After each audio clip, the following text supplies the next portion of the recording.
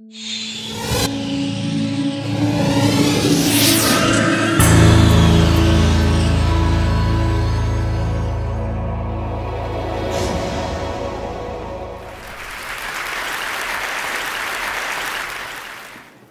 if you could record your life. Everything you said, everything you did, available in a perfect memory store at your fingertips. So you could go back and find memorable moments and relive them, or sift through traces of time and discover patterns in your own life that previously had gone undiscovered. Well, that's exactly the journey that my family began 5.5 years ago.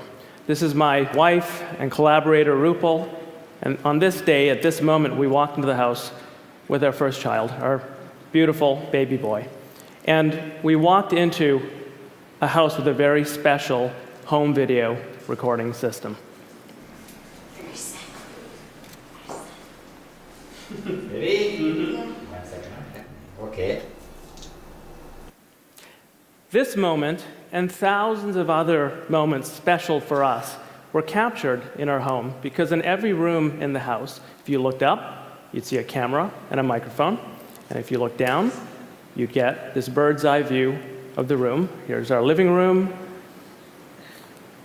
the baby bedroom, kitchen, dining room, and the rest of the house. And all of these fed into a disk array that was designed for continuous capture. So here we are flying through a day in our home as we move from sunlit morning through incandescent evening, and finally lights out for the day. Over the course of 3 years, we recorded 8 to 10 hours a day, amassing roughly 250,000 hours of multi-track audio and video. So you're looking at a piece of what is by far the largest home video collection ever made. I think that's clear. And what this data represents for our family at a personal level, the impact has already been immense, and we're still learning its value. Countless moments of unsolicited, natural moments, not posed moments, are captured there, and we're starting to learn how to discover them and find them. But there's also a scientific reason that drove this project, which was to use this kind of natural longitudinal data to understand the process of how a child learns language, that child being my son. And so, with many privacy provisions put in place to protect everyone who's recorded in the data, we made elements of the data available to my trusted research team at MIT so we could start teasing apart patterns in this massive data set, trying to understand the influence of social environments on language acquisition. So we're looking here at one of the first things we started to do. This is my wife and I cooking breakfast in the kitchen. And as we move through space and through time, a very everyday pattern of life in the kitchen, in order to convert this opaque 90,000 hours of video into something we can start to see, we use motion analysis to pull out, as we move through space and through time, what we call space-time worms.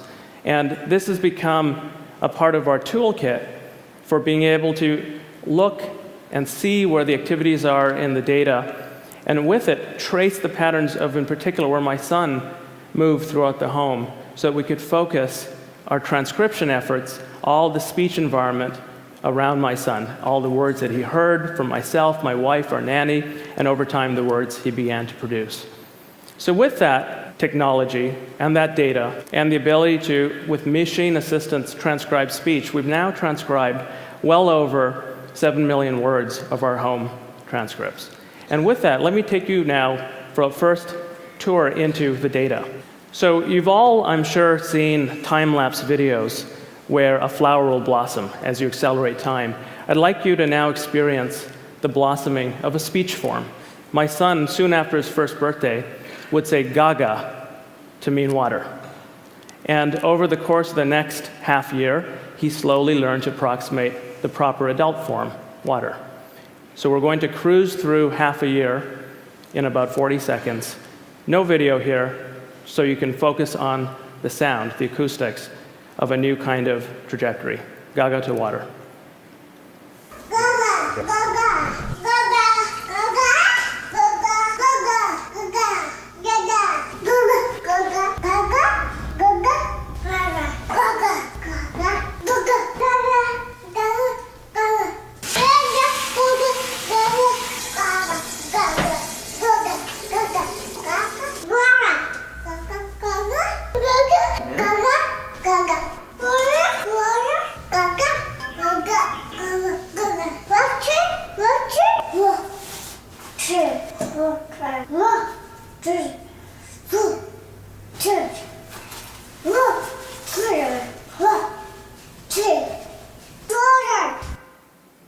He sure nailed it, didn't he?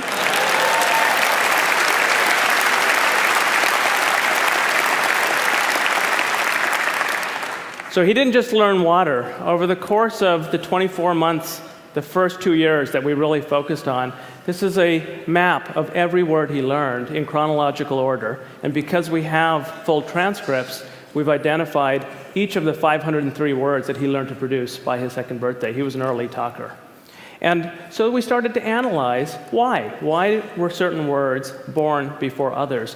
This is one of the first results that came out of our study a little over a year ago that really surprised us. The way to interpret this apparently simple graph is on the vertical is an indication of how complex caregiver utterances are based on the length of utterances. And the vertical axis is time. And all of the data we aligned based on the following idea. Every time my son would learn a word, we would trace back and look at all of the language he heard that contained that word. And we would plot the relative length of the utterances. And what we found was this curious phenomena that caregiver speech would systematically dip to a minimum, making language as simple as possible, and then slowly ascend back up in complexity. And the amazing thing was that that bounce, that dip, lined up almost precisely with when each word was born, word after word, systematically. So it appears that all 3 primary caregivers, myself, my wife, and our nanny, were systematically, and I would think subconsciously, restructuring our language to meet him at the moment of the birth of a word and bring him gently into more complex language. And the implications of this, there are many, but one I just want to point out is that there must be amazing feedback loops. It's not, of course, my son is learning from his linguistic environment, but the environment is learning from him. That environment, people, are in these tight feedback loops and creating a kind of scaffolding that has not been noticed until now. But that's looking at the speech context. What about the visual context? We're now looking at, think of this as a dollhouse cutaway of our house. We've taken those circular fisheye lens cameras and we've done some optical correction, and then we can bring it into 3-dimensional life. So welcome to my home. This is one moment captured across multiple cameras. The reason we did this is to create the ultimate memory machine where you can go back and interactively fly around and then breathe video life into this system.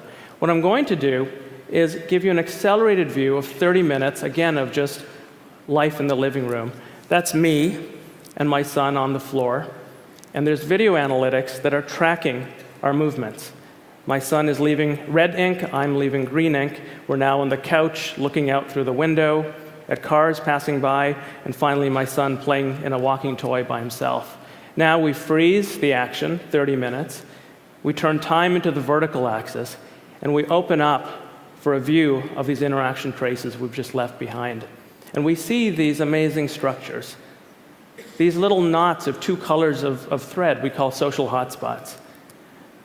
The spiral thread we call a solo hotspot. And we think that these affect the way language is learned. What we'd like to do is start understanding the interaction between these patterns and the language that my son is exposed to see if we can predict how the structure of when words are heard affects when they're learned.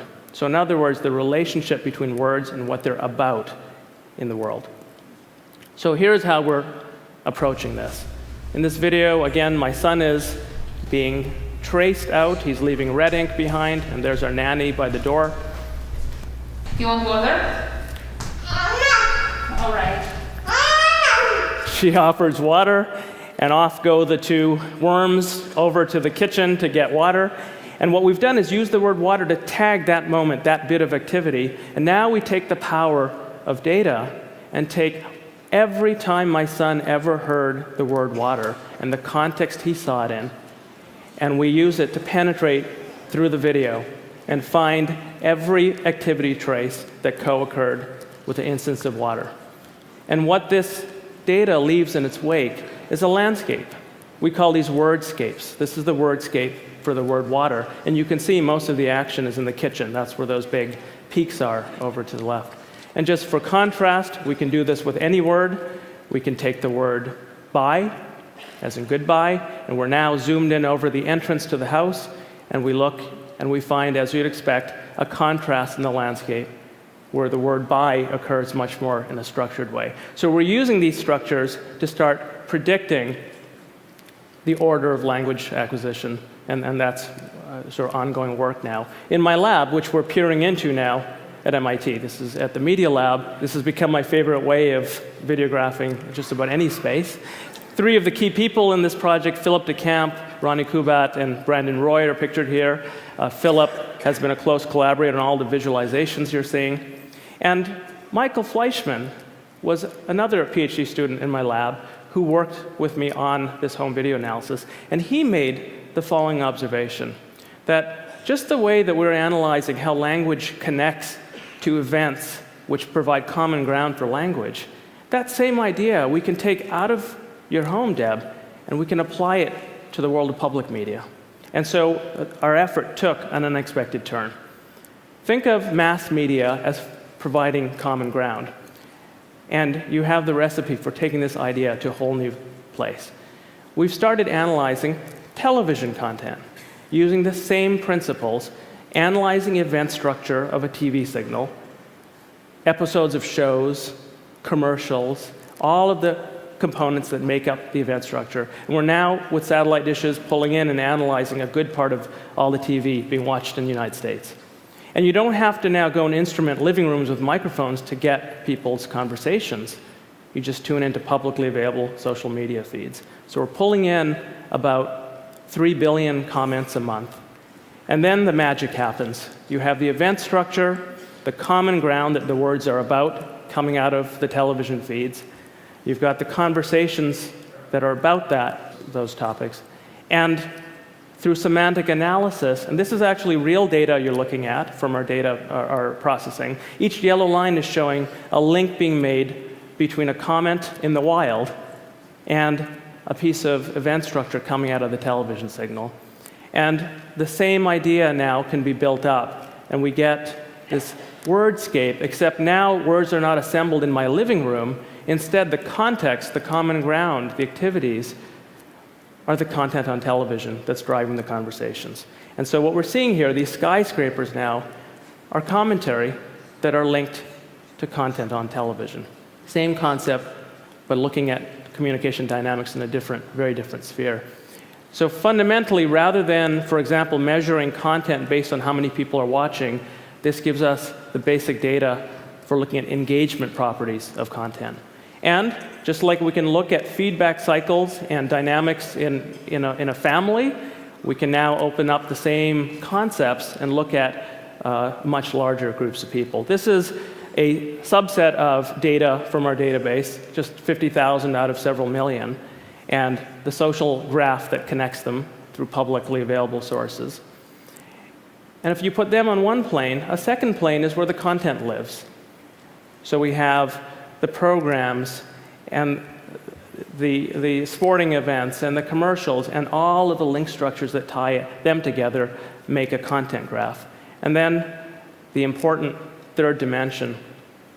Each of the links that you're seeing rendered here is an actual connection made between something someone said and a piece of content. And there are, again, now tens of millions of these links that give us the connective tissue of social graphs and how they relate to content.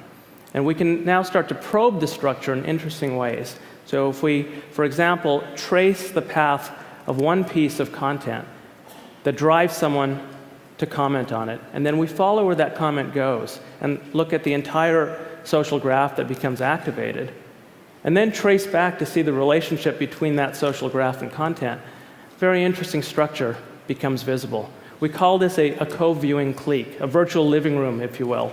And there are fascinating dynamics at play. It's not one way. A piece of content, an event, causes someone to talk. They talk to other people. That drives tune-in behavior back into mass media. And you have these cycles that drive the overall behavior. Another example, very different, another actual person in our database, and we're finding at least hundreds, if not thousands of these. We've given this person a name. This is a pro-amateur or pro-am media critic who has this high fan-out rate. A lot of people are following this person, very influential, and they have a propensity to talk about what's on TV. So this person is a key link in connecting mass media and social media together. One last example from this data. Sometimes it's actually the piece of content that is special.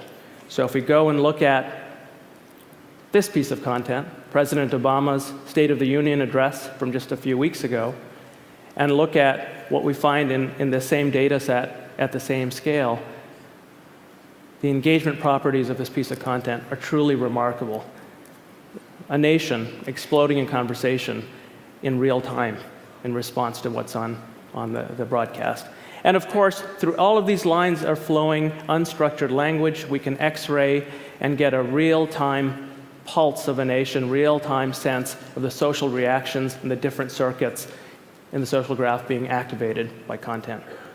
So to summarize, the idea is this. As our world becomes increasingly instrumented, and we have the capabilities to collect and connect the dots between what people are saying and the context they're saying it in, what's emerging is an ability to see new social structures and dynamics that have previously not been seen. It's like building a microscope or a telescope and revealing new structures about our own behavior around communication. And I think the implications here are profound, whether it's for science, for commerce, for government, but perhaps most of all, for us as individuals. And so just to return to my son, when I was preparing this talk, he was looking over my shoulder, and I showed him the clips I was going to show to you today, and I asked him for permission, granted. And then I went on to reflect, isn't it amazing? This entire database, all these recordings, I'm going to hand up to you and to your sister, who arrived 2 years later. And you guys are going to be able to go back and re-experience moments that you could never, with your biological memory, possibly remember the way you can now. And he was quiet for a moment, and I thought, what am I thinking? He's 5 years old. He's not going to understand this. And just as I was having that thought, he looked up at me and said, so that when I grow up, I can show this to my kids? And I thought, wow, this is powerful stuff. So I want to leave you with one last memorable moment from our family. This is the first time our son took more than 2 steps at once, captured on film. And I really want you to focus on something as I take you through. It's a cluttered environment, it's natural life. My mother's in the kitchen cooking, and of all places in the hallway, I realize he's about to do it, about to take more than 2 steps. And so you hear me encouraging him, realizing what's happening, and then the magic happens. Listen very carefully. About 3 steps in, he realizes something magic is happening. And the most amazing feedback loop of all kicks in, and he takes a breath in, and he whispers, wow. And instinctively, I echo back the same. And so let's fly back in time to that memorable moment.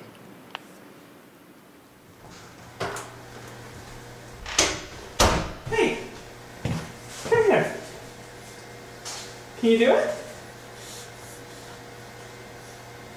Oh boy, can you do it?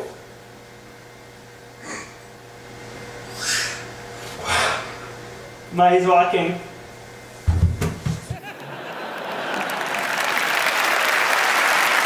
Thank you.